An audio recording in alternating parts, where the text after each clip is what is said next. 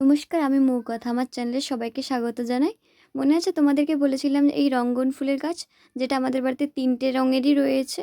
আমি বলেছিলাম যে আরেকটা কালার নিয়ে আসবো, কিন্তু এখনও নিয়ে আসতে পারিনি। একজনের বাড়ি থেকে আনতে হবে। আর সেই ৩ টে কালার হলো যে এই লাল কালার আর সাদা আর একটা গোলাপি কালারের।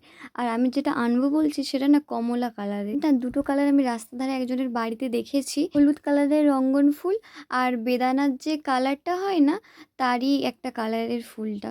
আমি অনেকটা উঁচু থাকার জন্য গাছটা, তাই জন্য আনতে পারিনি। পরের বারে তোমাদের সঙ্গে এনে শেয়ার করব।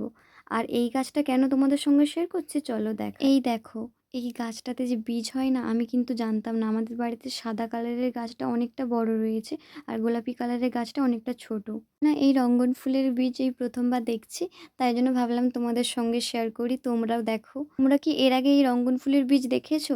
যদি দেখে থাকো আমাকে কমেন্ট করে জানিও। আর আজকের ভিডিওটা যদি ভালো লাগে তোমরা চ্যানেলটাকে সাবস্ক্রাইব করো আর কমেন্ট করে জানিও তোমাদের বাড়িতে কী কী কালারের এই রঙ্গন ফুলের গাছটা রয়েছে।